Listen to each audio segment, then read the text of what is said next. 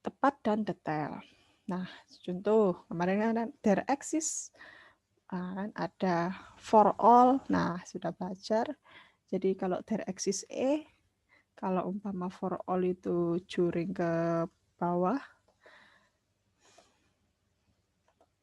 Jadi ini there exists, ini for all ya, kalian tahu kan simbolnya. Ini juring gini. Nah, setiap mahasiswa, ini kurang S-nya. Ada mahasiswa fifth value yang berada di depan komputer setiap hari. Setiap mahasiswa baru fifth value mengambil kuliah kalkulus 1. Logika predikat juga dapat digunakan dalam deduksi berikut. Setiap mahasiswa baru fifth telah value mengambil kuliah kalkulus 1. Alex adalah mahasiswa baru fifth value. Jadi Alex mengambil kuliah kalkulus 1. Nah, catatan, logika predikat yang akan dibahas dalam perkuliahan logika matematika ini juga disebut sebagai logika predikat order pertama, first order predikat logic, atau cukup logika order pertama. Dalam logika order pertama, kuantifikasi dikenakan pada variabel yang mewakili elemen di sebuah domain.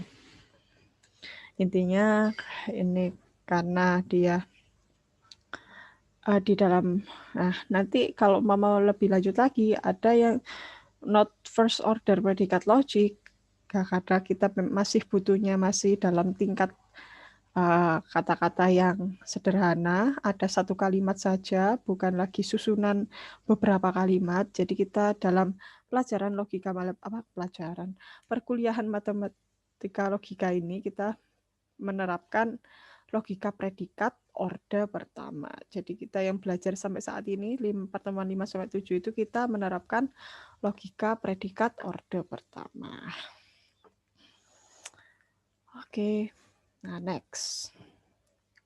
Predikat sebagai fungsi. Predikat dengan ariti, apa ariti tadi? Yaitu jumlah dari variabel yang ada di predikat. Contoh, X lebih dari 2018, berarti aritinya 1 kan? Cuma X saja kan, umpama. X lebih dari 2018, X dan Y lebih dari 2018. Nah, berarti ada 2 kan aritinya, X dan Y. Predikat dengan ariti N dapat dipandang sebagai suatu fungsi dari domain 1, domain 2, domain N. Domain apa domain itu? Domain itu bisa kita anggap sebagai nilai X atau himpunan semesta X.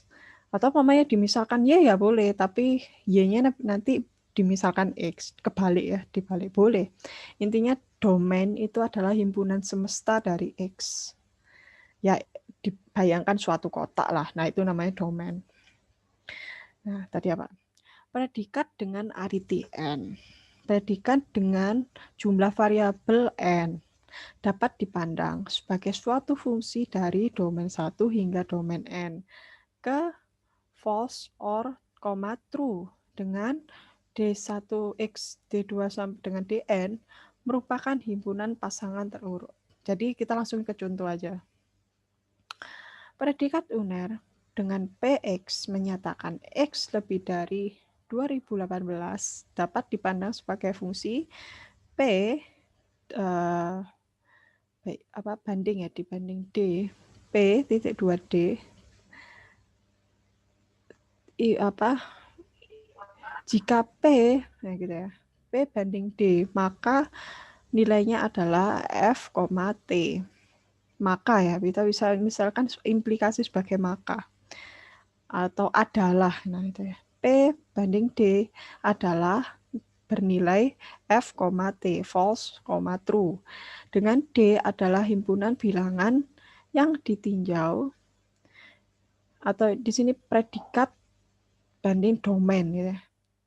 Jadi PX D Y gitu ya. Jadi kita langsung ke sini. Nilai kebenaran dari P 2018 karena X di sini 2018, P 2018 dan P 2019 diketahui ya ini P 2018, P 2019 untuk PX adalah dimasukkan dalam rumus P 2018 tautologi. Apa tautologi? Nilai proposisinya benar semua tautologi. P 2018 tautologi 2018 lebih dari 2018 Tautologinya false karena 2018 salah, lebih dari 20 salah. Nah, sedangkan P 2019 berarti kita masukkan di sini yaitu X lebih dari 2019 lebih dari 2019 sama dengan tautologi true. Oke, nilainya adalah true karena 2019 lebih dari 2018. Oke, sampai sini ya intinya kalau memasukkan X ya, memang diketahui contoh soal PX menyatakan X lebih dari 18. Dapat terus ini diketahui juga F, T. Maka kalau umpama dia nilai kebenaran dari ditanya ini ya, jika P 2015 dan P 2019 nilai kebenarannya apa? Nah, kalau P 2015 nilai kebenarannya adalah false, sedangkan P 2019 nilai kebenarannya adalah true. Nah, nggak usah pusing-pusing, intinya masukkan X saja dan mengikuti rumus. Nah, diingat-ingat besok UTS. Ya. Oke, predikat sebagai fungsi. Contoh, Q, X, Y menyatakan 2X sama dengan 3Y. Lalu, dia diketahui bahwa dia dapat dipandang sebagai fungsi Q divide of D, ya bisa bahasa Inggrisnya divide ya, dibagi ya, bagi dengan gitu. Q divide of D multiple D is F, T. Nah, ini diketahui. Kalau tanya ini dari mana, itu ada di soal. Oke, nah ini ada di soal. Nah, ini pun juga ada di soal. Dengan D adalah himpunan bilangan yang ditinjau. Nilai kebenaran dari Q 1,2 dan Q 3,2 untuk Q, X, Y adalah apa? Nah, pertama kita Q 1,2. Kita masukkan dalam rumus 2X sama dengan 3Y. 2 kali 1, 3 kali 2. Maka 2 sama dengan 6. Apakah nilai kebenarannya? Nilai kebenarannya salah. Karena 2 itu tidak sama dengan 6. Nah, ketika kedua, Q 3,2, yaitu 2 kali 3 sama dengan 3 kali 2. Nilainya true, karena 2 kali 3 sama 3 kali 2. Nah, itu ya. Sampai sini saya kira paham sekali. Mudah. Nah, ini sama. Tinggal dimasukkan rumus saja. Next. Nah, ini kita masih slide 14. Kita lihat ini sampai dengan slide berapa.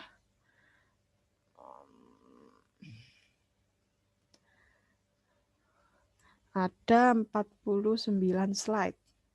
Oke. Nanti saya coba. Kita 1 jam ya. 1 jam materi ya. Paling tidak kalau bisa saya bisa sampai jam 2. Nah, itu adalah keberhasilan saya. Tapi nanti setelah jam 2 sesi tanya jawab. Oke. Nah, tadi kita sudah memiliki contoh bagaimana cara memasukkan suatu rumus domain ke dalam suatu rumus nilai kebenaran. Nah, nanti diketahui rumus domainnya berikut. Nah, nanti apakah ditanyakan apakah nilai kebenaran dari jika nilai dari domain itu sekian. Nah, cari nilai kebenarannya. Nah, itulah yang telah kita pelajari sampai sekarang saat ini ya. Oke, next. Kita telah melihat cara menentukan nilai kebenaran untuk predikat dengan ariti 1. Ariti, kita ulang lagi, ariti adalah nilai jumlah variabel dalam predikat. Jadi kita telah mempelajari ariti 1, ariti 2, dan 3.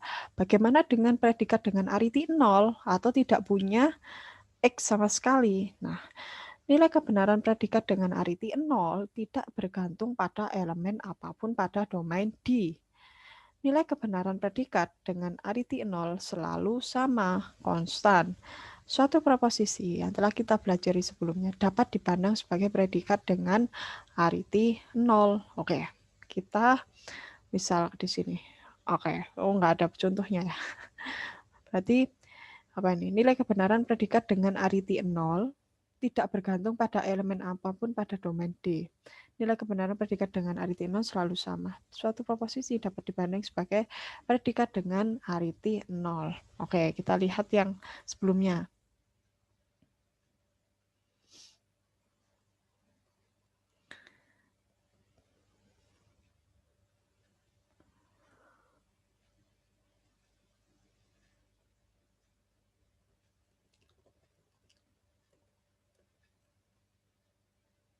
Nah ini ya, ini pengertian ariti. Ariti adalah contohnya di sini. Mahasiswa adalah predikat dengan ariti 1 karena dia punya domain X atau Alex atau Barnett atau Calvin. Dan di sini predikat penyukai punya ariti di sini ariti 2. Predikat dengan ariti 2 dengan domain X, Y yaitu Amri nasi goreng, Badri bakso, Cecep pizza. Jadi aritinya 2. Nah, kalau aritinya 0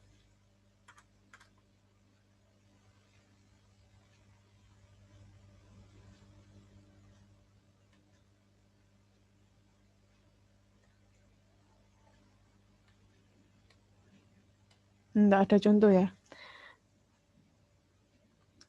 Satu kalimat bisa berarti arti 0 karena dia tidak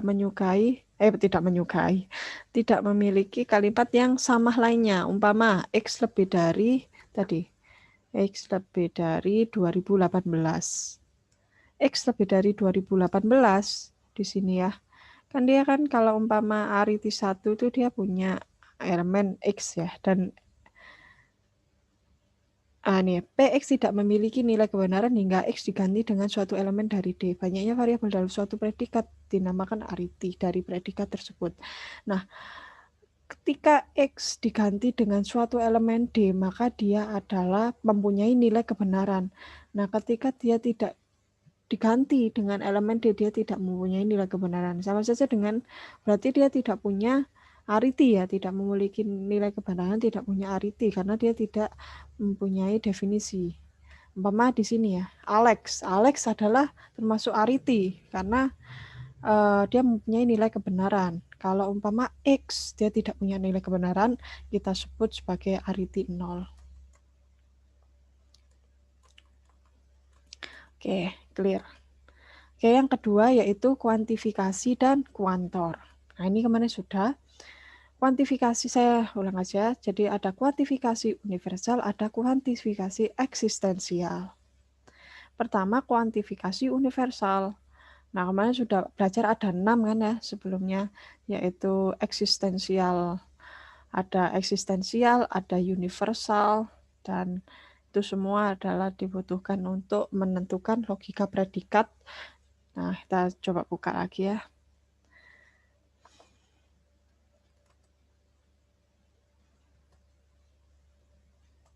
Biar ingat buat UTS besok. Nggak besok ya, Rabu.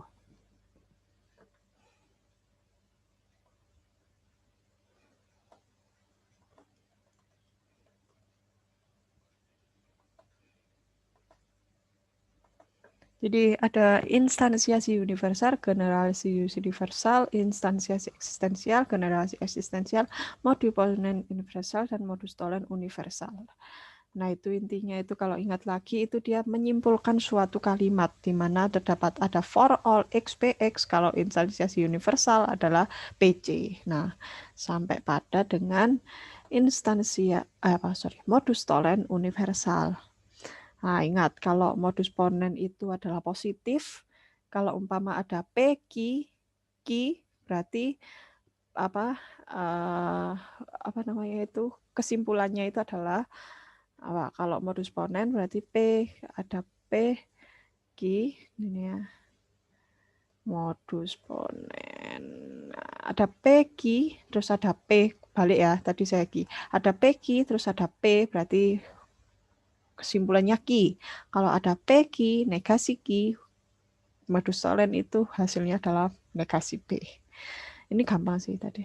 Oke. Next. Nah, sekarang kita belajar apa hubungannya. Nah, nanti ada kuantifikasi universal, ada kuantifikasi eksistensial. Kuantifikasi universal ya, untuk predikat PX adalah proposisi berikut. PX bernilai benar untuk setiap atau semua elemen X di domain D. Hal ini dapat ditulis for all X element of D, PX, domain PX, proposisi X, domain adalah nilai variabel, atau for all X PX bila D sudah jelas. PX dikatakan sebagai cakupan atau scope dari kuantifikasi for all X. Formulis di atas dibaca sebagai untuk setiap X di D berlaku PX atau PX benar untuk semua nilai X dalam semesta pembicaraan. Lambang for all dinamakan sebagai kuantor atau quantifier universal. Nah, lebih jauh tentang kuantifikasi universal. Kita memiliki for all X PX tautologi PA1, NPA2, N etc. sampai dengan NPAN. For all X PX akan bernilai salah ketika terdapat satu nilai X yang membuat PX salah. Contoh, nah ini di sini ada pernyataan lagi, Nilai X yang membuat for all X PX salah disebut contoh penyangkal atau counter example dari pernyataan for all X PX. Misalkan di suatu ruang kelas terdapat 3 orang, Alice, Bob, and Charlie. Pernyataan semua orang dalam ruang kelas adalah mahasiswa dapat dinyatakan sebagai Alice, Bob, and Charlie adalah mahasiswa di ruang kelas. Pernyataan semua orang dalam ruang kelas adalah mahasiswa salah bila cukup salah satu dari Alice, Bob, atau Charlie bukan mahasiswa. Misalkan Bob bukan mahasiswa di ruang kelas tersebut, maka Bob disebut sebagai contoh penyangkal counter example dari pernyataan semua orang dalam ruang kelas adalah mahasiswa. Nah, seperti itu. Jadi ketika memiliki dia disebut sebagai kuantifikasi universal, maka nilainya adalah semua XPX itu harus mengikuti dari predikat X. Contoh, umpama dinyatakan semua orang dalam ruang kelas adalah mahasiswa, berarti Alice, Bob, and Charlie haruslah menyatakan bahwa dia adalah mahasiswa. Nah, ketika Alice, Bob, and Charlie salah satunya itu adalah bukan mahasiswa, maka itu disebut sebagai contoh counter example dari kuantifikasi universal dan tidak memenuhi. Jika terdapat kalimat berikut, berarti dia tidak bisa dikerjakan menggunakan rumus kuantifikasi universal. Nah, ini ada kuantifikasi eksistensial. Terdapat suatu X di D yang memenuhi PX. Jadi, there exists X. Atau di sini ya, PX bernilai benar untuk suatu elemen. Suatu, jadi ada. Tadi kan bedanya kuantifikasi universal dan kuantifikasi eksisten. Universal for all. Kalau eksistensial there exists. Jadi there exists X element of domain PX atau there exists X PX bila D sudah jelas. PX dikatakan sebagai cakupan atau scope dari kuantifikasi there exists X. Terdapat suatu X di D yang memenuhi PX atau paling sedikit ada satu X dalam semesta pembicaraan sehingga PX benar. Lambang there exists dinamakan sebagai kuantor eksistensial. Nah, sedangkan lambang for all dinamakan sebagai kuantor universal. Contoh, misalkan di suatu ruang kelas terdapat 3 orang, Alice, Bob, and Charlie. Pernyataan terdapat seorang mahasiswa di kelas tersebut dapat dinyatakan sebagai Alice atau Bob atau Charlie adalah mahasiswa. Pernyataan terdapat seorang mahasiswa di kelas tersebut salah bila semua orang dari Alice, Bob, and Charlie bukan mahasiswa. Nah, kebalikannya tadilah. Umpamanya Alice, Bob, and Charlie ini semuanya bukan mahasiswa, maka pernyataan kuantifikasi eksistensial haruslah salah satu itu harus mahasiswa. Seperti itu. Next. Bu Dewi. Nilai kebenaran predikat dengan kuantor. Nah, ini kita bisa sambungkan dengan tabel kuantor. predikat kuantor.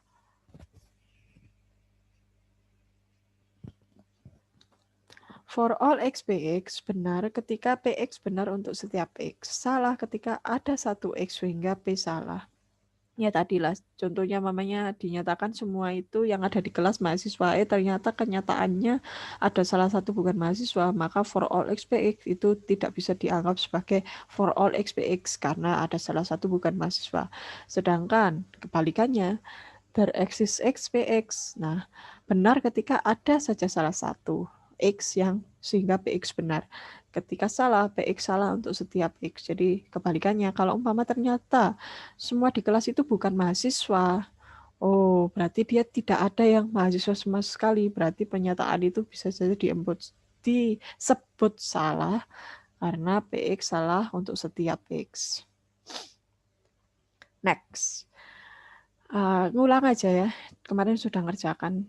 Nah, variabel terikat, variabel bebas, dan kuantor bersusun. Nah, ini yang saya rasa belum. Variabel terikat dan variabel bebas. Misalkan P adalah suatu predikat uner. Apa tadi predikat uner? Predikat uner adalah predikat yang memiliki ariti cuma satu. Nah, contoh lagi logikanya. Berarti variabelnya cuma satu. Berarti cuma ada Mama Alex adalah mahasiswa. Nah, tadi Bernard adalah mahasiswa. Charlie adalah mahasiswa. Nah, itu termasuk ariti satu. Mahasiswa adalah predikatnya, terus Alex, Bernard sama Charlie itu adalah subjeknya atau X-nya. Jadi dia cuma ada satu ariti, satu jumlah variabel. Itu disebut sebagai predikat uner. Nah, bingung? Ya sudah, nanti belajar lagi di sebelumnya. Oke. Misalkan P adalah suatu predikat uner. Variabel X pada Px disebut variabel terikat. Jadi, variabel X pada Px disebut variabel terikat. Bound variabel apabila X telah digantikan oleh sebuah elemen tertentu dari domain D atau X diikat oleh sebuah kuantor. Jadi, di sini kita sudah bisa ya membedakan apa itu variabel terikat. Ketika variabel terikat, X telah digantikan oleh sebuah elemen tertentu dari domain D atau X diikat oleh sebuah kuantor for all or there exists. Variabel yang tidak terikat disebut sebagai variabel bebas.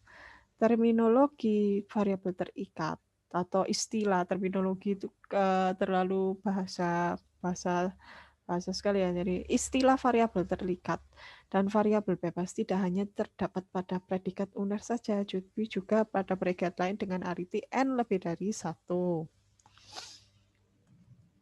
Contoh, misalkan P adalah suatu predikat biner, Px, Y dievaluasi pada domain D1x, D2.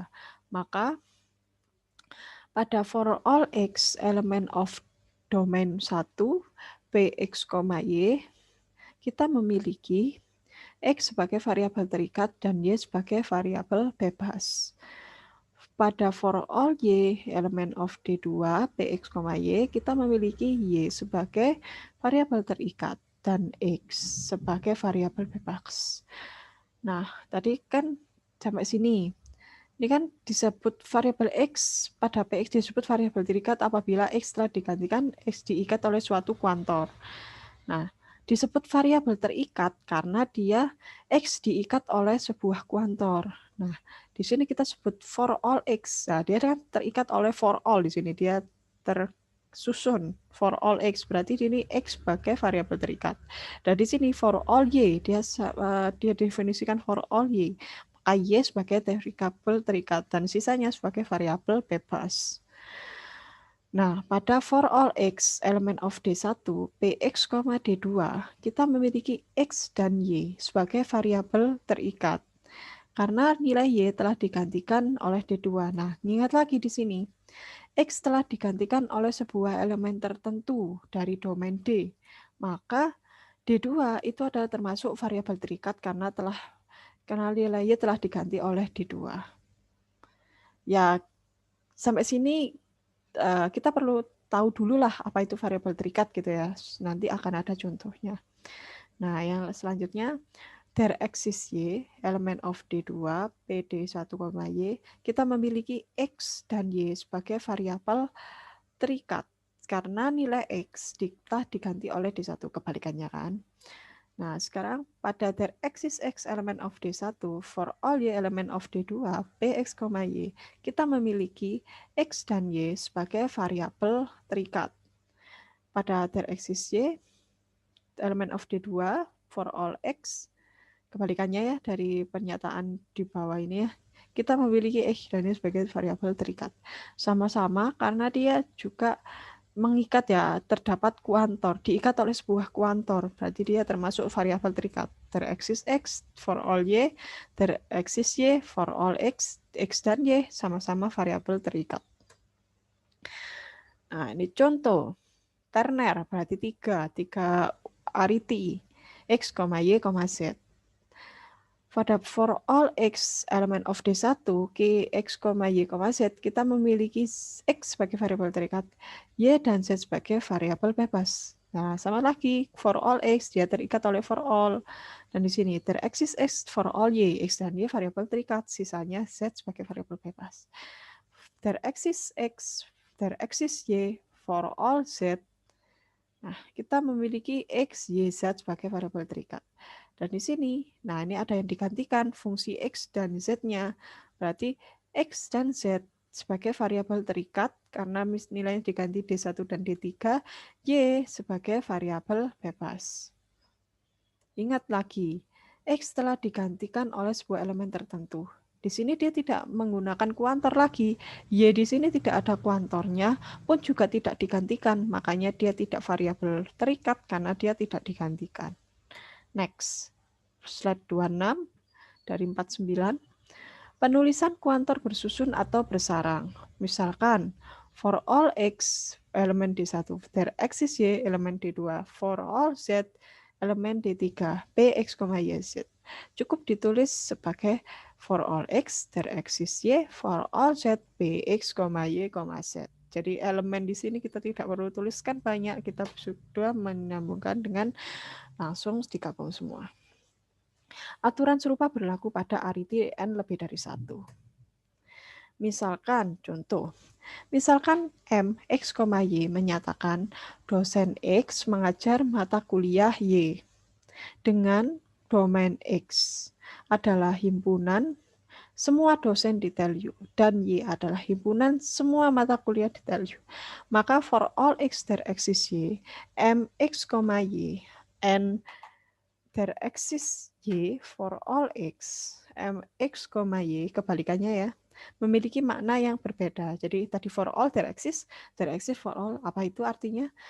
Untuk setiap dosen, jadi for all X, ada mata kuliah Y yang diajarkannya. Atau dalam perkataan lain, setiap dosen di TELU setidaknya mengajar satu mata kuliah. Nah, sekarang yang kata kuantor kedua, terdapat mata kuliah yang diajarkan oleh semua dosen X. Atau perkataan lain, ada kuliah yang dapat diajarkan semua dosen di TELU. Oke, cakupan atau scope. Apa yang dimaksud dengan cakupan atau scope? Dalam ekspresi logika predikat, for all X there exists Y, Mx, Y, kita memiliki, kita sebut sebagai Mx, Y itu adalah cakupan there exists Y, and for all X there exists Y, Mx, Y adalah cakupan for all X. Nah, paham ya sampai sini? Jadi, karena kalimat yang ada di depan di sini, there exists Y, Mx, Z itu adalah cakupan there exists Y. Nah, mau kebalikan lagi, mamanya ada there exists-nya di depan, for all-nya di belakang, berarti cakupan for all X itu adalah M, Y. Nah, kalau dibalik, kalau tidak dibalik ya, hal itu adalah cakupannya adalah seperti berikut. There exists Y mencakup X, Y. Pada subformula there exists Y, Mx, Y, variabel X berupa variabel bebas. Oke, next ya. Kita ke precedence, kuantor, dan operator logika lain. Precedence, kuantor, dan operator logika lain. diberikan ekspresi for all x, px, and qx, manakah bentuk yang dimaksud? Nah, hal itu bisa diartikan apa for all x, px, and qx? Apa bisa for all x, px, and qx? Kita bisa tanda kurung, atau seperti kedua, for all x, px, and qx tutup kurung. Nah, nih, for all x, px, and qx. Pada logika predikat, kuantor for all and their axis memiliki precedence lebih tinggi daripada operator-operator logika lain dalam logika proposisi. Tabel urutan pengerjaan atau precedence, kuantor, dan operator logika dalam logika predikat. Jadi for all itu adalah nomor 1 ketika terdapat urutan ekspresi, for all adalah nomor 1. Ya seperti mengalihkan memberikan nilai pada suatu bilangan ya ketika ada plus min kali bagi ya kan. Berarti kan kalau umpama dalam ini kita bisa biasanya kalau hafal-hafalan itu ping, poro, lan, sudo gitu ya. Kalau mengerti kalau berarti pi, poro berarti kali, poro itu bagi, lan itu tambah, sudo itu kurang. Jadi kali bagi tambah kurang urutannya. Nah, kalau di sini for all there exists negasi and or sor apa ini ya intinya jika dan kalau diimplikasi ya jika dan hanya jika, ini jika dan hanya jika, dan ini kalau jika maka, kalau ini itu sor ya kan, sor.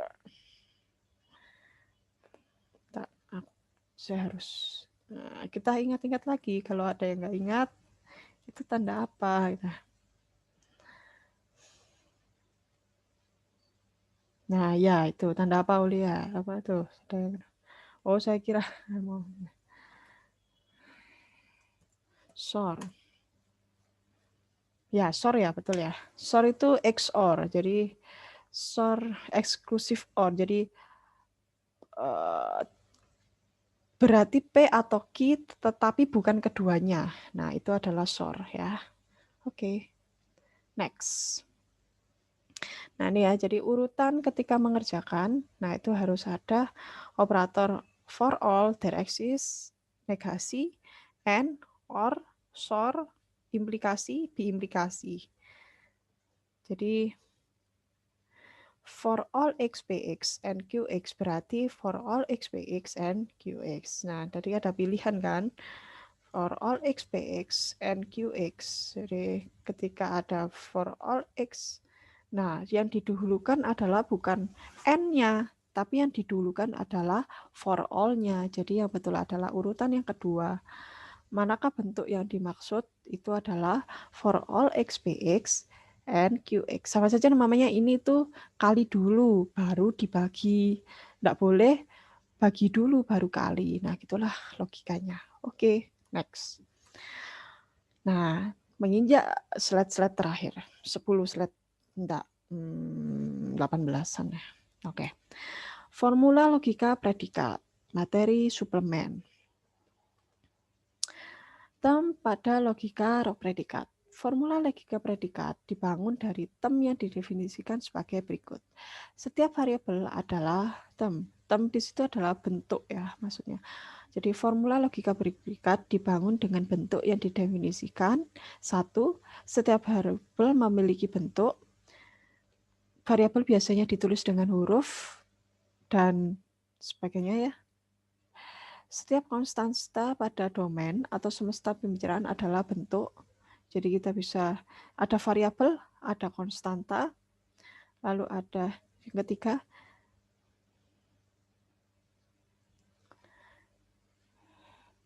jika T1, T2, Tn adalah term, F adalah fungsi dengan arti Tn lebih dari 1, maka F T1, T2, sampai dengan Tn juga merupakan term.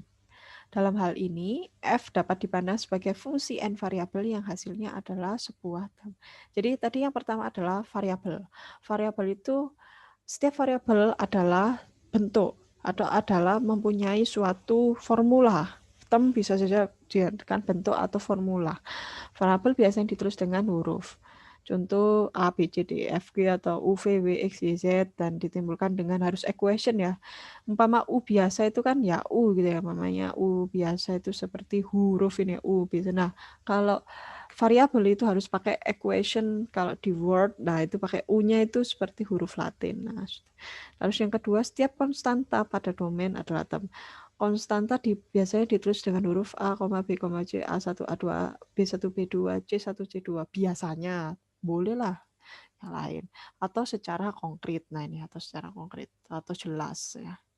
Contohnya konstanta dapat ditulis dengan bilangan 0,1,2 jika domain adalah himpunan bilangan dengan nama manusia seperti Alex, Bob, Charlie jika domain adalah himpunan manusia atau yang lainnya. Nah, yang ketiga, jika T1, T2 adalah term dan F adalah fungsi arti N lebih dari 1, maka fungsi T1 sampai dengan Tn juga merupakan term. Dalam hal ini F dipandang sebagai fungsi N variabel yang hasilnya adalah sebuah term. Contoh, misalkan F adalah fungsi uner dan G adalah fungsi biner. Tadi apa uner? Aritinya 1, biner, aritinya 2. Apa ariti? Jumlah variabel dalam predikat. Nah, ini F fungsi uner, G fungsi biner, A dan B adalah konstan, X dan Y adalah variabel. Maka A, B, X, Y masing-masing adalah term. F, A, F, B, Fx, Fy masing-masing adalah term. Nah, itu kita bisa, umpama kita punya diketahui seperti ini, kita bisa mendefinisikan apa saja dari diketahui ini. Yang pertama, ABXY term, FA, FB, FY adalah term karena F adalah fungsi uner. Tadi ya, F uner. Uner artinya 1. Dan ingat lagi di sini, F T1, T2, Tn. Kita perlu cuma FT1, FT2. Nah, di sini FA, nah uner artinya 1, jadi jumlah variabelnya kan cuma A atau B atau X, Y. Terus, nah ini kita bisa definisikan lagi, G, A, B, kita bisa definisikan karena A dan B itu bisa merupakan gabungan karena dia istilahkan sebagai A dan B adalah konstan. Jadi G A, B, G Y, X, G B, Y bisa saja dengan kombinasi. Karena G adalah fungsi biner. G A, G B, G X, G Y bukan term karena G kan fungsi biner kok dijadikan uner. Nah, F A, F B, F C adalah term karena F dalam kurung titik adalah sebuah term dan F adalah fungsi uner. Dan selanjutnya, contoh, misalkan 0,1,2 adalah konstanta. Apa sih itu konstanta? Nilai yang tidak berubah atau nilai yang tetap. Variabel, nilai yang dapat berubah. Contoh, X, Y, Z kan bisa berubah. X-nya bisa 1, X-nya bisa 2, Y-nya bisa 2. Nah, itu kalau konstanta. Nah, ingat lagi pelajaran SMA atau ya pokoknya SMA. Itu kalau konstanta nilai tetap. Jadi kalau umpama ada rumus suatu persamaan, nah ada konstanta, ada variabel. Nah, biasanya kalau 2x plus 3y plus z atau 2x plus 3y plus 2. Nah, konstanta itu 2 itu kan. Nah, itu adalah konstanta, nilai tetap, nilai yang bukan ada variabelnya. Next. Misalkan 0,1, y. Misalkan 0,1,2 adalah konstanta. X, Y, Z adalah variabel dan S adalah fungsi uner plus NX adalah fungsi biner. Maka 0,1,2 adalah term, begitu pula dengan X, Y, Z. S0, SX, SY adalah term. SX, Y, S0, X, SZ, 2 bukan term. Nah, susunannya kan uner tadi ya. S adalah fungsi uner. Kalau umpama S ini fungsi biner, benar nih S, Y. Karena S fungsi uner cuma 1 nilai variabelnya. Nah, oke, next. Nah, tadi plus NX adalah fungsi biner. Nah, biner berarti 2. Nah, berarti isinya ada 2. Nah, ini yang benar. Dan DKK. Nah, ada term, ada subterm. Subterm, sebuah term T adalah subterm dari T itu sendiri. Nah, bingung kan? Nah, dibaca aja dulu. Sebuah term T sebuah term atau ini T itu sama saja. Sebuah term adalah subterm dari term itu sendiri. Jika S dan T adalah dua term yang dipakai untuk membangun term U yang lebih kompleks, maka S dan T dikatakan subterm sejati atau subterm murni dari term U. Nah, S dan T dua term yang dipakai untuk membangun term U. S dan T kita sebut sebagai subterm sejati dari U karena dia membangun U. Subterm bersifat transitif. Jika S subterm dari T dan T subterm dari U, maka S subterm dari U. Transitif itu berhubungan satu sama apa ya? Transitif ya. Trans kan ya transportasi, translokasi. Nah, transitif berhubungan. Jadi jika S subterm dari T, nah intinya S itu S implikasi T, T implikasi U, maka S juga implikasi U. Seperti itu. Contoh,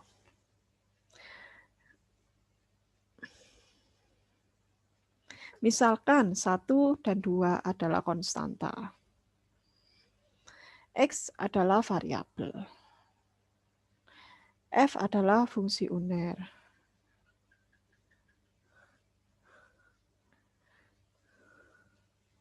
Nah, misalkan T adalah term 1 plus 2 kali Fx, maka subterm dari T 1, di sini, bentar, saya nggak konsen ini, sebentar, sorry tadi. Oke, misalkan 1 dan 2 adalah konstanta, X adalah variabel, F adalah fungsi uner, serta plus NX adalah fungsi biner. Misalkan T adalah term 1 plus 2 kali Fx, maka subterm dari T. Nah, tadi T kan yang digunakan untuk membangun U. Jadi dimasukkan dalam rumus 1 plus 2 kali Fx, 2 kali Fx, Fx, 1, 2, dan X.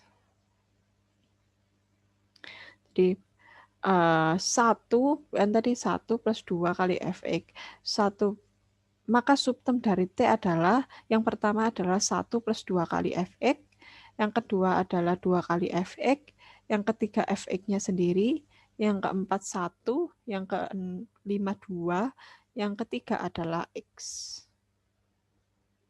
Nah, kenapa kok nggak 1 plus 2 gitu ya, yang jadi subterm? Nah, ingat lagi kan ada tanda kurungnya kan ya, itu yang mana dia itu kalau 1 plus 2 kali Fx, satu kesatuan. 2 kali Fx, satu kesatuan. Fx, satu kesatuan sendiri. 1 ke satu kesatuan sendiri. 2 ke satu kesatuan sendiri. X, satu kesatuan sendiri. Gitu. Nah, latihan. Misalkan 1 dan 2 adalah konstanta, X dan Y adalah variabel, saat F adalah fungsi uner serta plus NX fungsi biner. Tentukan semua subterm dari term 1 plus F1 kali 1 plus X kali Y plus 2. Ingat, solusinya berarti kita perlu ada, nah soal sendiri itu adalah subterm. Terus kita bisa dengan tanda kurung, 1 plus F1. Sebentar ya.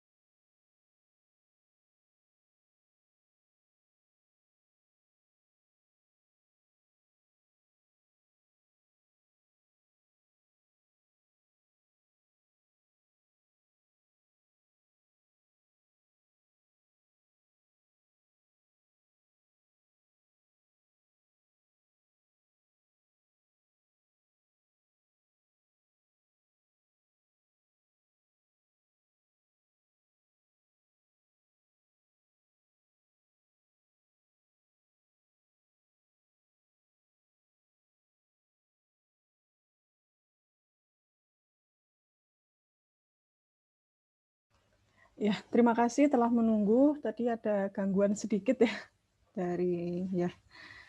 Oke, nah ini menginjak slide-slide terakhir ya. Slide 37, misalkan 1 dan 2 adalah konstanta, X dan Y adalah variabel. Nah, ini ya tadi, ini ada dalam kurung. Nah, ini pertama adalah formula 1, subterm 1, terus dalam kurungnya 1 plus F1, terus 1 plus X. Nah, ini kan dalam kurung keduanya, terus 1 plus X sendiri, Y plus 2 sendiri, F1 sendiri, 1, 2, X, dan Y.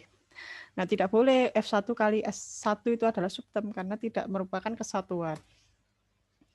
Oke, next. Nah, ini sama ya, contoh-contoh. Nah, kita masuk ke pohon urai, parse tree untuk term. Pohon urai, parse tree untuk term dapat digunakan untuk menggambarkan struktur suatu term dalam logika predikat. Sebagai contoh, nah tadi ingat-ingat lagi. Nah, tadi ada satu formula seperti ini. Term, tentukan subterm dari term tersebut. Nah, sekarang bagaimana cara untuk menggambarkan struktur suatu term dalam logika predikat dengan menggunakan pohon urai. Sebagai contoh, jika 2 adalah konstanta, ini ya, 2 adalah konstanta, X dan Y adalah variabel, S adalah fungsi uner, serta M plus N kali adalah fungsi biner. Maka pohon urai untuk term 2 minus SX plus Y kali X adalah, nah di sini kita bisa lihat di sini, 2 minus, 2 minus SX, ya kan, SX plus Y kali Z. Nah, kita definisikan dulu. Tadi 2 ya kan? Minus. Jadi 2 itu adalah konstanta. Min plus kali itu adalah fungsi biner. Lalu X dan Y itu adalah variabel. Ya, X dan Y variabel. S adalah fungsi uner. Nah, ketika kita ingin membentuk 2, nah ini kali X ini adalah paling akhir.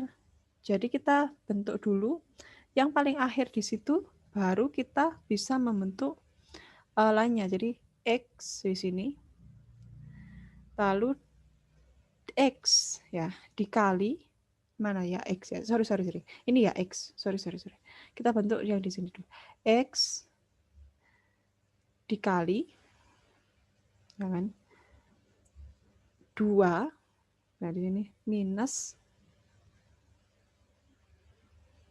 2 minus S X plus Y. Nah, kalau mau ditulis ini harus pakai pen biar lebih jelas.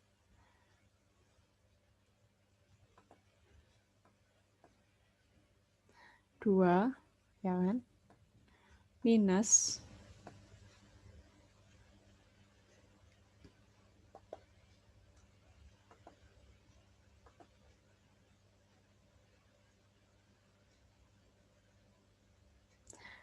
atau kita bisa bentuk yang pertama, gini.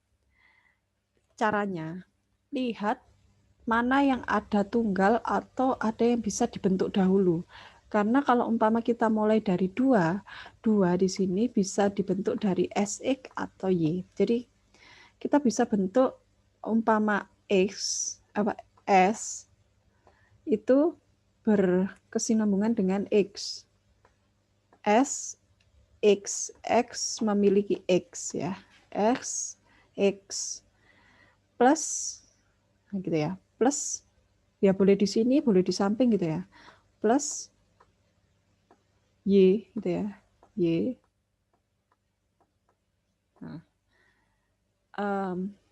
Nah, dari SX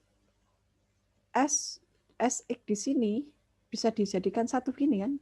Boleh aja kan. Nah, SX plus Y. Nah, ini juga gini bisa. Plus Y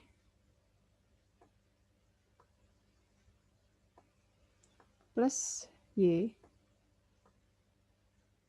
Nah, lalu definisikan setelahnya itu hubungannya SX plus Y ini dalam satu kesatuan ini. Setelah itu formula apa? Oh, hubungannya SX plus Y ini setelah itu ada 2 min. 2 min itu definisikan sendiri. 2 min. Nah, definisikan dengan SX plus Y. Nah, kalau umpama kita gabungkan 2 minus SX di sini. Nah, umpama jadi seperti ini ya. Nah, sedangkan term itu digabungkannya dengan suatu operator, tidak boleh pakai suatu huruf ya. Nah, di sini harus operator. Jadi hubungannya harus min plus apa? Min plus kali bagi. Nah, gini. Kalau memang ada operator penjumlahan, pengurangan, pembagian, perkalian, dahulukan hubungkan dengan operator matematika dibanding dengan variabel. Tapi jika memang ada operator terakhir kali itu adalah operator atau bukan operator, nah itu hubungan dengan bukan operator. Gampangnya gitu. Nah, Mama contoh lagi. Oh, di slide agak belakang. Nah, sampai sini pahami, definisikan yang bisa didefinisikan terlebih dahulu. Umpama kalian mendefinisikan X, boleh. Pokoknya nyambung aja. X, intinya apa? Ya tadi loh, ada yang harus didahulukan loh. Urutan pengerjaan. Terdapat urutan pengerjaan. Ya, kalau ini adalah operator, kalau sedangkan pohon urai mengerjakannya adalah mulai dari di sini adalah variabel, ya kan? Variabel. Jadi fungsi di dalamnya terdapat variabel, lalu kita bedakan dengan tanda kurung. Jadi SX. Nah, ini perlu belajar ya. Nah, kalau umpama sudah mengerti apa maksudnya perlu latihan lagi, nanti akan ada latihan. Jadi kalau bisa mengerti ini harus bisa mengerjakan latihan-latihannya. Seperti itu. Tidak bisa satu waktu, harus dipahami bareng.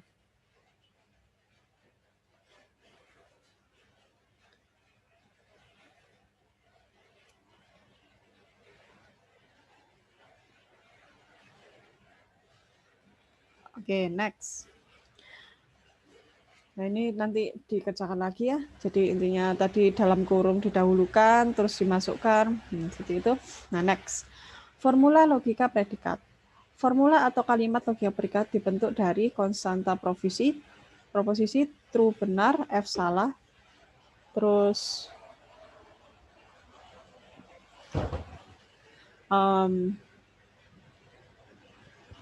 formula atau kalimat logika predikat dibentuk dari P, T1 dengan T1 adalah term, P adalah predikat, N ari dengan N lebih dari 1. Nah, sebenarnya. Lalu operator logika proposisi, formula logika dibentuk dari logika proposisi. Adanya operator logika proposisi yaitu negasi, and, or, SOR, implikasi, biimplikasi. Dengan aturan setiap ekspresi PT yang terdefinisi dengan baik adalah formula logika predikat. Warjone 53 dulu. Wow,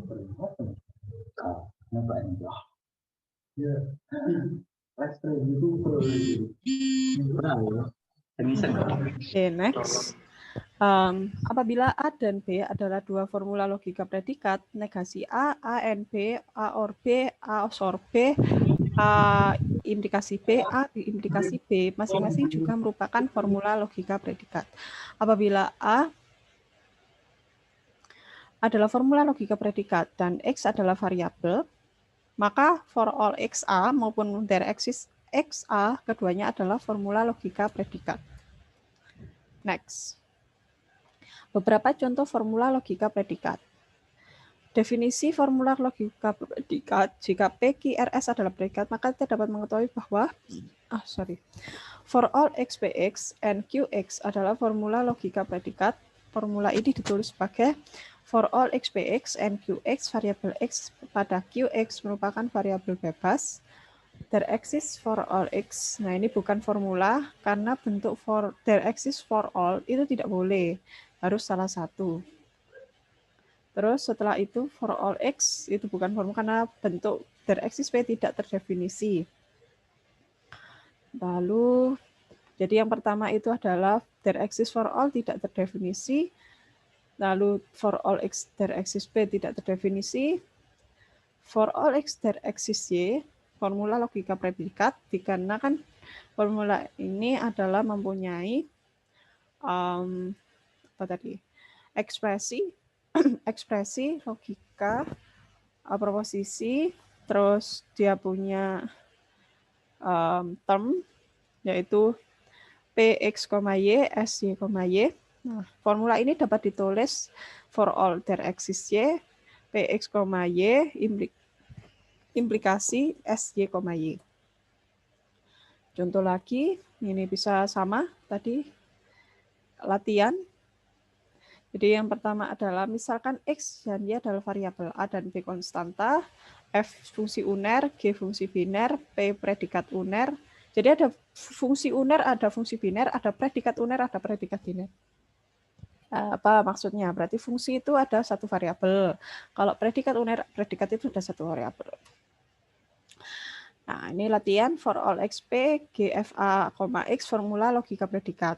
Why? There is a kuantor in here and dia punya fungsi. Nah, ini yang ketiga. There exists X, Qx, Px, bukan formula logika predikat.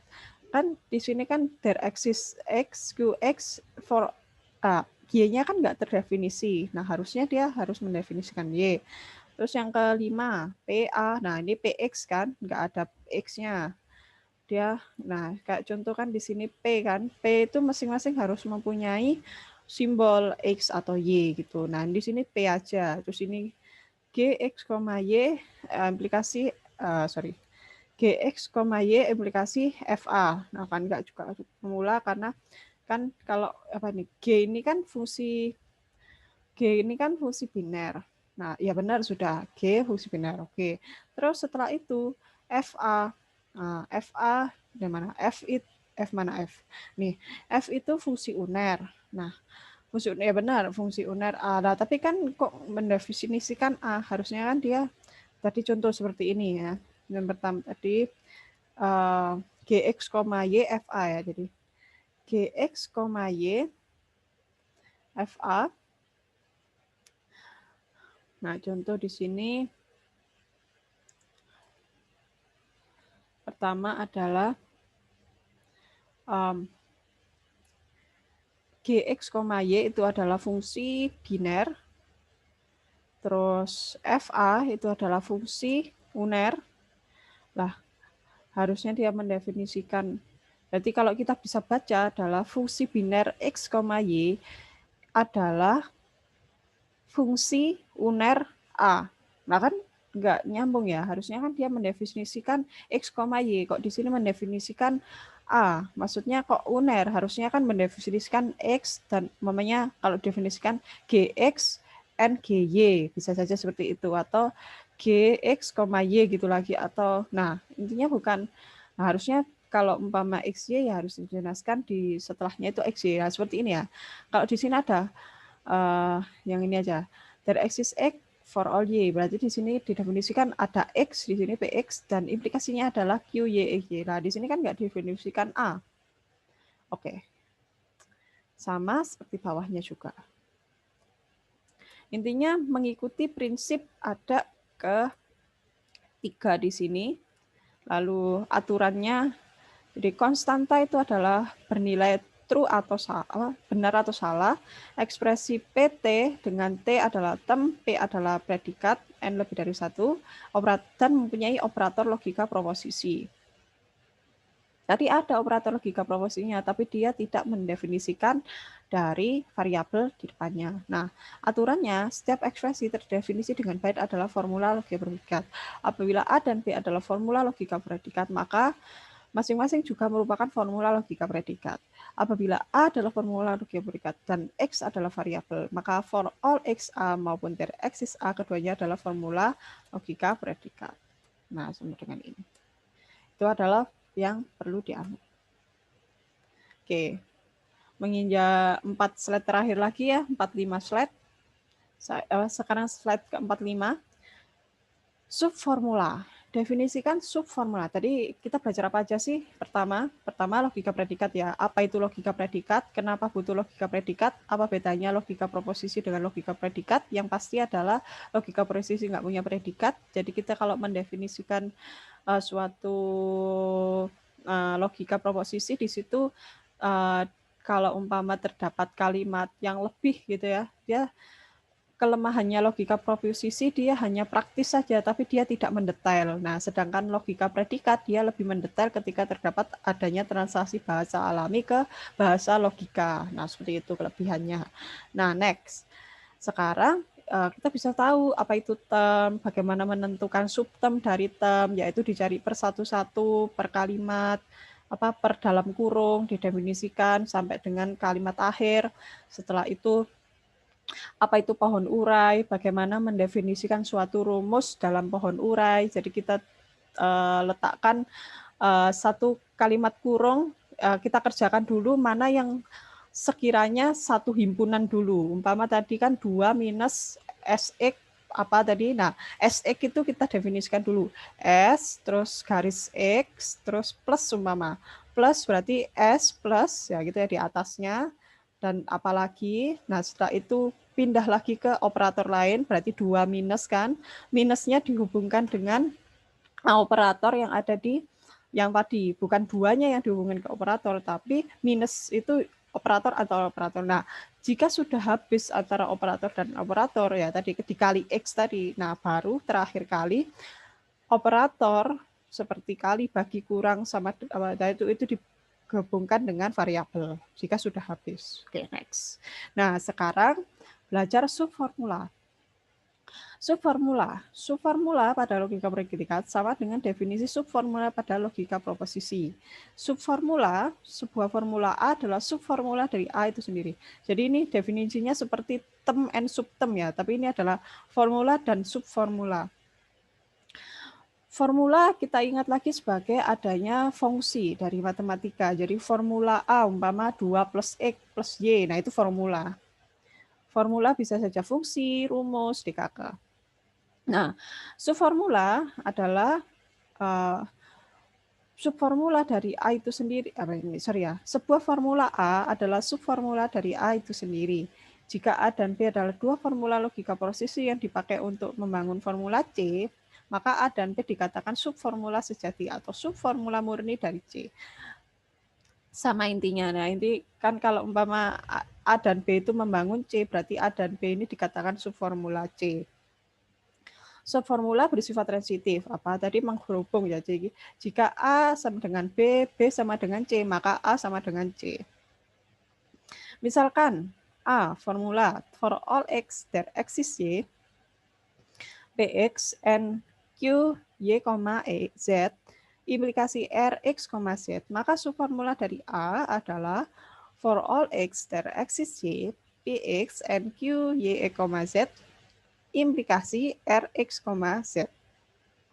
Jadi di dalam kurung kan, yang pertama adalah subformulanya kita masukkan semua. Terus yang kedua, there exists Y. Nah ini ya, jadi semuanya. Terus sekarang kita ambil part of part, jadi partnya dari sini ke sini. Setelah itu yang ketiga, kita ambil yang dalam kurung di sini, dari sini ke sini. Setelah itu nomor 4, yang dalam kurung saja. Sama seperti term, tapi ini subformula. Lalu yang kedua adalah PX saja, kelima, terus ke-6 Q, Y, Z, yang terakhir R, X, Z. Nah ini latihan. Jadi Ya sama ya, intinya sampai pada akhir B, X, M, sampai dengan akhir Q, Y, Z. Nah, kita masuk ke pohon urai. Tadi ada contoh pohon urai. Yang pertama ada 2 minus SX plus Y kali Z. Jadi SX plus Y, 2 minus SX plus Y dikali Z, kali X. Cara menuliskannya seperti berikut. Nah, sekarang 48, pohon urai untuk formula. Tadi pohon urai untuk term. Sekarang pohon urai untuk formula. Pohon urai dapat digunakan untuk menggambarkan struktur suatu formula logika predikat. Sebagai contoh, pohon urai untuk formula for all x, px, implikasi qx, and sx, y adalah bentuk dulu px, qx.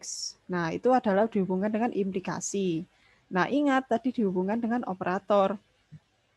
Nah, setelah itu ada for all x, terus ada N, S, Y. Jadi definisikan dulu yang ada di dalam kurung. S, X, Y. Dihubungkan dengan implikasi. Berarti kan tadi apa dulu urutannya? Jadi ada for all X dulu. Ya, ingat lagi yang tadi urutan. Jadi ada for all, there exists negasi, N or, X or, implikasi, N diimplikasi. Nah, kita terapkan for all dulu. Setelah itu N. Setelah itu implikasi. Nah, jadi hubungannya gimana? Ada PX, ada QX, dihubungkan dengan implikasi. Setelah itu N, ya kan? X, Y, dan semua itu adalah, dan ini kan dalam kurungnya ini dalam kurungnya ini. Nah, ini tutupnya kurung terakhir dan for all x, px. Nah, gitu. For all itu adalah meliputi semua ini. Jadi ini SX, SY atau S, X, S, X, Y. Jadi SX, SY bisa dituliskan SX, Y. Jadi caranya seperti itu. Jadi pertama, kedua, 3, 4, terus 5, 6, 7, 8. Begitu. Next. Nah, ini adalah tugasnya sebelum UTS. Nah, misalkan X, Y, Z adalah variabel, A adalah konstanta, F adalah fungsi uner, dan BEMS adalah predikat. Gambarkan pohon urai untuk formula-formula berikut. Nah, ini untuk latihan sebelum UTS. Oke, jam berapa ini? 2.37, wah lebih 30 menit. Oke, terima kasih. Dari sini materi logika predikat dan logika proposisi telah saya sampaikan dari materi 1 hingga materi 7. Telah saya tugaskan kepada mahasiswa per pertemuan dan mahasiswa pun telah mengumpulkan dengan rajin per pertemuan meskipun ya 1-2 lah, mungkin telat 5 jam, 6 jam, oke saya nggak masalah. Tapi ngerjakan, itu adalah poin plus ketika memang terdapat suatu kepentingan yang darurat, tapi tetap dia bertanggung jawab pada kewajibannya, yaitu mengerjakan tugas kuliah. Karena tugas kuliah pun juga termasuk kewajiban. Jadi belajar itu adalah kewajiban kan, belajar. Jadi ketika mengerjakan kewajibannya, maka dia sudah belajar menjadi seorang yang bertanggung jawab terhadap suatu urusan. Nah, seperti itu. Oke, terima kasih dari pertemuan 1 sampai dengan pertemuan 7. Ya, yang belum, yang kosong-kosong silakan sebelum UTS saya harapkan sudah mengumpulkan karena saya butuh untuk menginput nilai. Sama kan seperti dosen-dosen lainnya, Jun pun juga sama menginput nilai. Nah, saya pun juga sama. Itu jadi nggak ada ya ini. Tidak keadilan, semua adil. Oke, berarti ada 2 yang nggak masuk ya. Ini ada 45, berarti ada 2 yang nggak masuk. Oke, dari sini silakan ada yang ditanyakan. Silakan.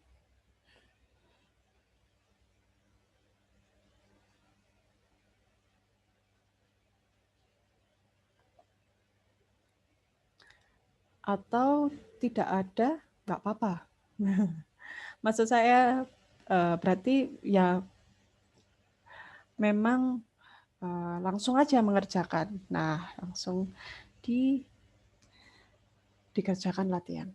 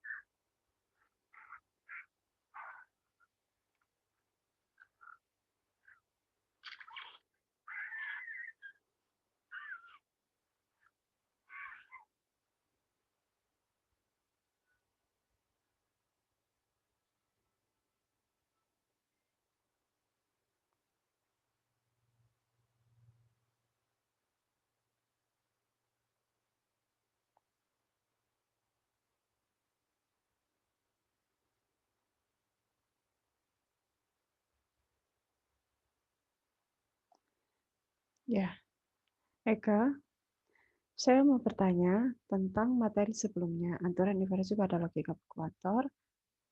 Untuk memverifikasi kevalidan dari argumen itu, apakah bisa menggunakan metode yang lain seperti tabel kebenaran?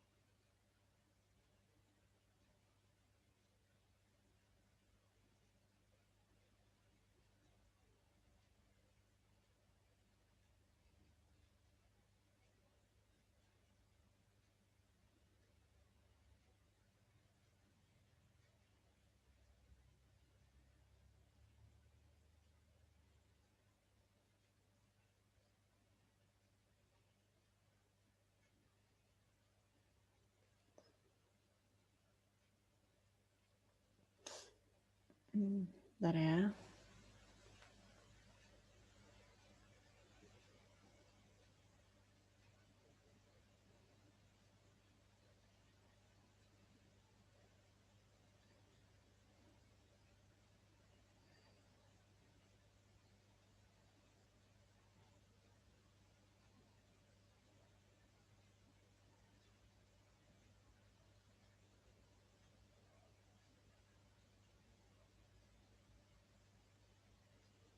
Oke.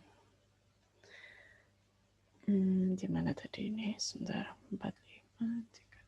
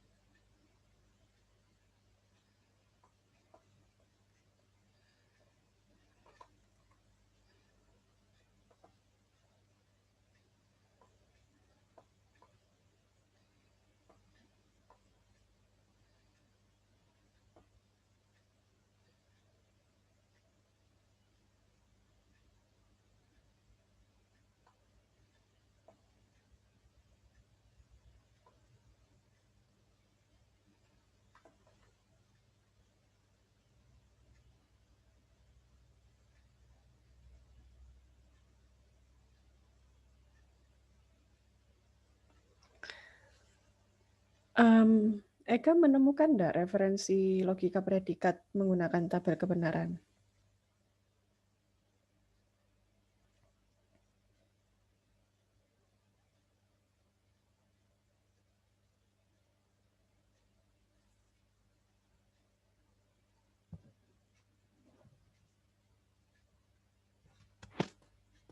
Tapi sudah pernah coba, sudah benar bisa jadi kan kalau logika predikat kan lebih kalau mama gini, ya saya paham, lebih mudah dan lebih detail lah ya, lebih presisi ya kan. Nah, kalau tabel kebenaran kan enak ya.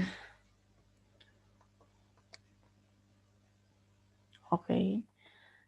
Jaringan tidak stabil. Oke. Nah, jadi gini ya Kak, kalau saya baca dari buku caranya menemukan metode, ya kan? Metode. Jadi dia bisa menyimpulkan sampai dengan metode X. Pakai metode apa? Nah, kalau umpama gini, logika proposisi bisa diganyakan dengan tabel kebenaran. Contohnya seperti ini. Saya paham. Nah, kalau umpama ada logika predikat seperti ini gitu ya. Kira-kira umpama kita masukkan ke dalam tabel kebenaran. Umpama kita punya tabel kebenaran, berarti di sini kalau umpamanya there exists S, lulus X, and negasi buku X, berarti di sini there exists, kita bisa membedakannya berdasarkan subjek kan ya. Umpama, bagaimana ini?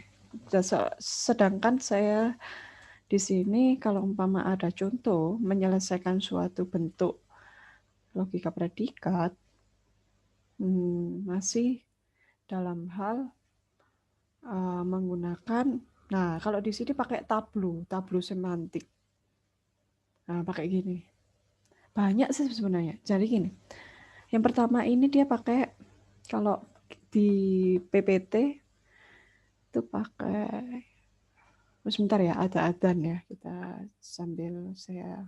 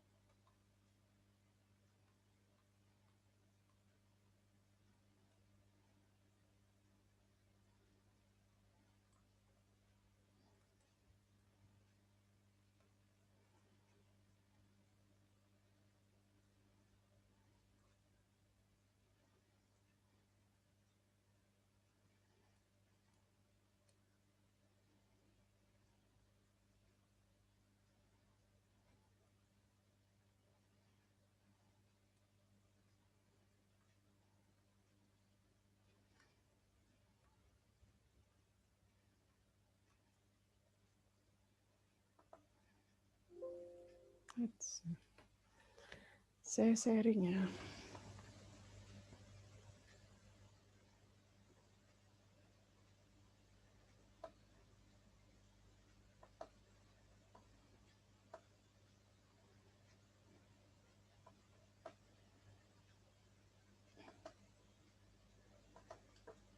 Nah itu pakai tableau semantik caranya. Kalau cara lain, tapi hampir sama ya, seperti ini.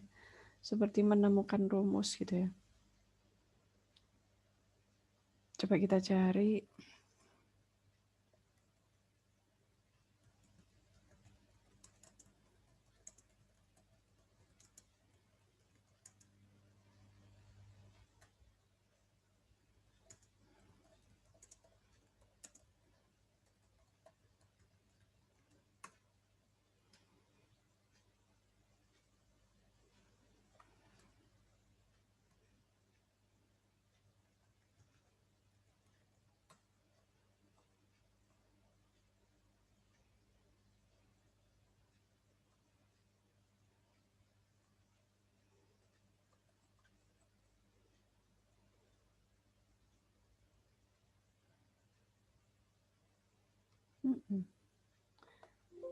Referensi saya itu ITB itu pakainya ini, Telkom pakainya ini, Pens pakainya juga ini. Belum menemukan sih saya. Kalau umpama menemukan bisa jadi publikasi baru. Bisa sih sebenarnya ya. Kalau di logika kan bisa ya. Coba nanti kita gali ya gimana. Tapi kalau umpama UTS pakai ini aja ya. Sebenarnya bisa sebenarnya. Saya masih belum menemukan.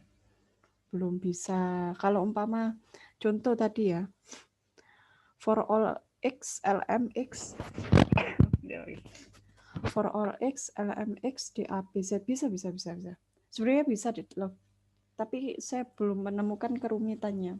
Bisa jadi tidak bisa. Karena nanti bisa saja dia tidak ada hasilnya. Itu sih jawaban saya. Jawaban saya sementara ini yang memakai tabel kebenaran itu logika proposisi. Karena dia cuma satu formula. Atau maksudnya bisa didefinisikan satu-satu gitu ya. Kalau umpama logika predikat dia ada namanya tablo semantik atau yang kita bisa jabarkan mencari rumus. Nah, kalau umpama logika predikat dengan tabel kebenaran tidak menutup kemungkinan bisa, tapi saya belum bisa menerangkan karena belum membuat slide-nya. Dan kalau menerangkan tapi tidak ada valid sumber tidak boleh. Saya harus menerangkan ke mahasiswa dengan valid sumber. Kalau saya belum menemukan seperti itu. Karena acuan saya dari universitas-universitas induk seperti ITB, Telkom. Nah itu enggak. Itu ya Eka. Terima kasih pertanyaannya bagus-bagus mulai dulu. Saya sampai buat jurnal aja ya, buat publikasi nanti. Meskipun teknik informatika, meskipun software engineering, tapi membuat diktat matematik, publication matematik, nggak apa-apa, nggak masalah. Oke, yang lain bagaimana? Ya, Eka, bagaimana? Eka kok nggak ada tanggapan ini? Oh ya udah. Oh iya siap Bu, terima kasih. Ya oke, terima kasih. Ya, yang lain?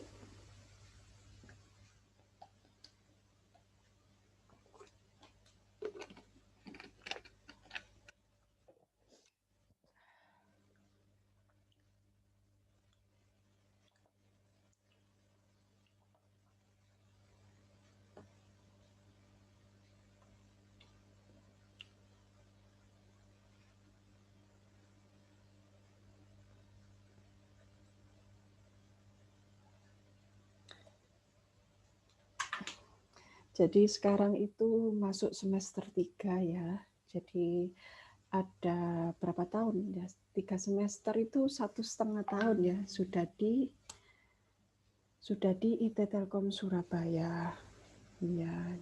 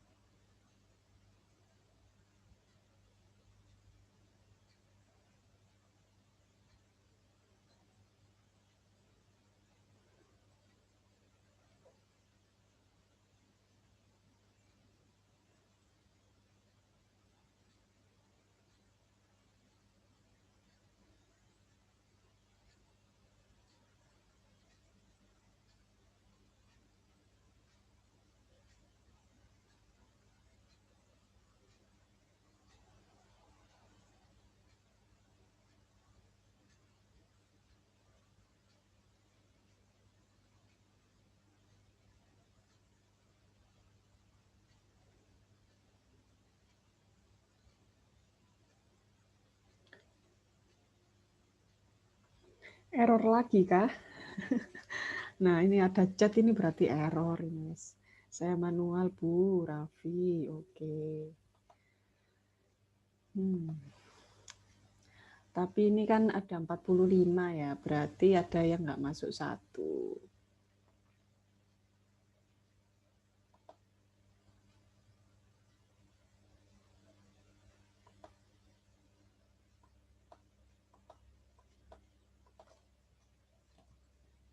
Ya, Pradifta ya, yang lain semua masuk.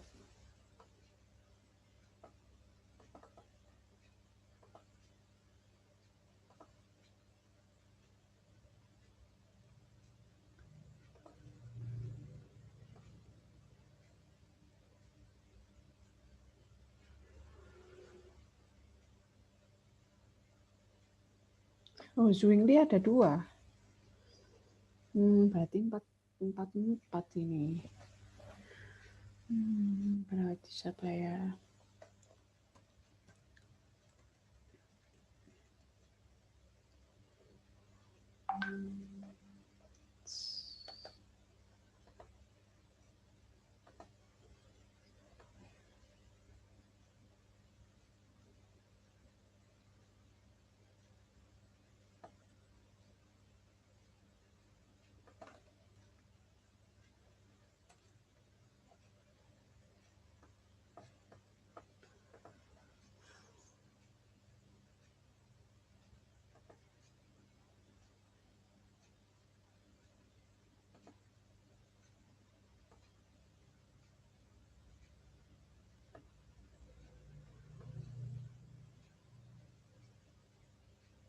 Ada yang bisa bantu saya? Siapa yang tidak masuk hari ini?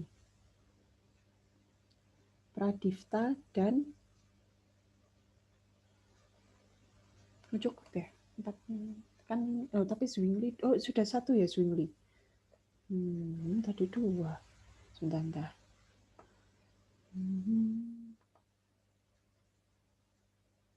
Oke, Raffi, Ardiansa, Bisma.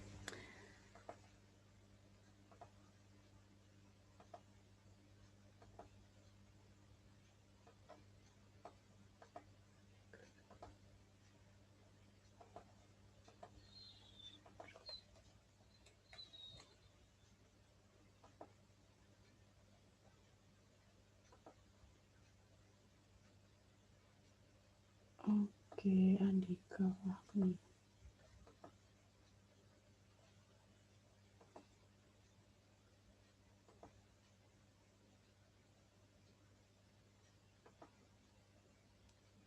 Yes, Afril.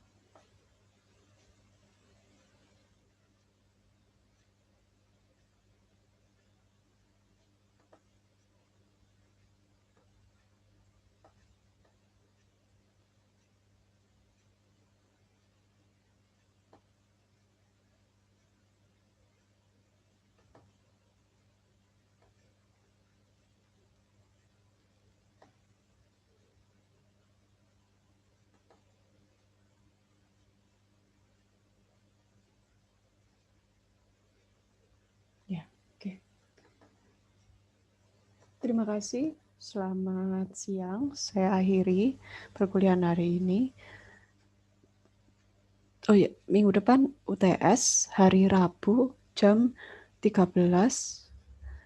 Dijadwal jam 10, tapi saya rubah jam 13 karena crash itu dari BLA, jadi maksudnya dari layanan akademik Telkom, jadi saya nggak bisa ini ya sudah. saya ganti saja gitu ya. Rabu jam 1 sampai selesai materi UTS, materi 1 sampai materi 7. Soal dikerjakan tulis ya, ditulis tangan, video on, nanti langsung dikumpulkan, di foto, scan gitu ya, terus dikumpulkan saat itu. Ada yang tanyakan, nanti saya share di grup bagaimana aturan main ya. Terima kasih. Assalamualaikum warahmatullahi wabarakatuh. Waalaikumsalam. Waalaikumsalam. Ya. Wabarakatuh. Waalaikumsalam. Terima kasih. Sebentar saya share print screen.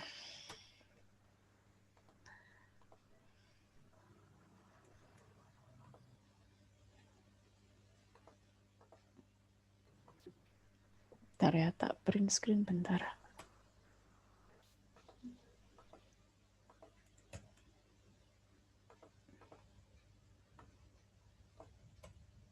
Oke, sudah.